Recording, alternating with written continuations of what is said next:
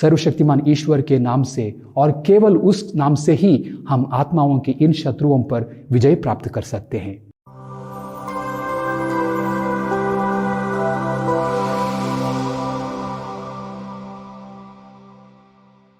ख्रिस्त में प्यारे भाइयों और बहनों, गोलियत के खिलाफ दाऊद की लड़ाई और दाऊद की जीत पुराने विधान के सबसे सुंदर प्रसंगों में से एक है।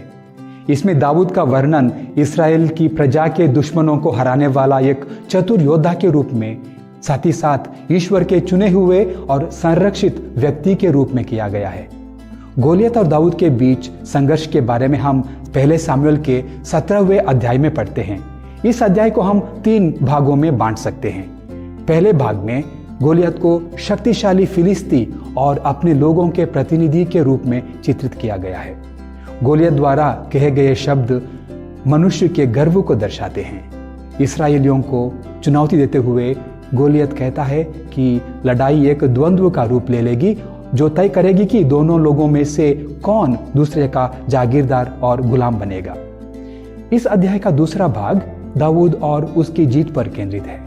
दाऊद एक अज्ञात किशोर है जो युद्ध में अकुशल है, लेकिन उसका हृदय वीरता से भरा हुआ है। उसे ईश्वर की जीत पर संपूर्ण विश्वास है। दाऊद जानता है कि प्रभु तलवार या भाले द्वारा नहीं बचाता और केवल वही युद्ध का निर्णय करता है। इस भरोसे के आधार पर जोली के जेब में नाले से चुने केवल 5 चिकने पत्थर, अपने हाथ में चरवाही की लाठी और गोफन लिए दाऊद विशाल फिलिस्ती की ओर आगे बढ़ जाता है और उसे गिराने में सफल हो जाता है। इसी भरोसे के आधार पर वह फिलिस्ती को कह सकता है, तुम तलवार, भाला और बर्छी लिए मुझसे लड़ने आ रहे हो। मैं तो विश्वमंडल के प्रभु, इस्राएली सेनाओं के ईश्वर के नाम पर तुमसे लड़ने आ रहा हूं, जिसे तुमने चुनौती दी है। तीसरे भाग में उपस्थित लोगों पर दाऊद के इस शानदार जीत के प्रभाव का वर्णन किया गया है। गर्व से भरा महापराक्रमी गोलियत पर दाऊद की जीत को देखकर उपस्थित लोग युवा योद्धा पर, जो अब तक नगण्य एवं कोई नहीं के बराबर था, भरपूर प्रेम बरसाते हैं। गोलियत पर दाऊद की जीत साबित यह करती है कि प्रभु ईश्वर ही सर्वोच्च और महान है। उसके सिवा कोई दूसरा न्यायी और उद्धारकर्ता ईश्वर नहीं। गोलियत और दाऊद के बीच संघर्ष एक और महत्वपूर्ण तथा गहरे आध्यात्मिक सत्य की ओर हम इशारा करती है।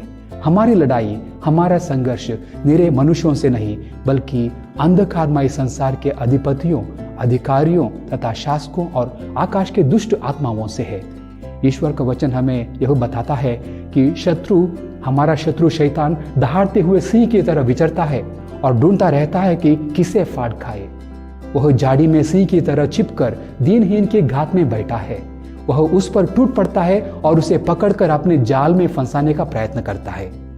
सर्वशक्तिमान ईश्वर के नाम से और केवल उस नाम से ही हम आत्माओं के इन शत्रुओं पर विजय प्राप्त कर सकते हैं। जो इस संघर्ष के लिए केवल अपनी ही ताकत पर निर्भर रहता है, समझ लीजिए कि वह लड़ाई शुरू होने के पहले ही हार गया है।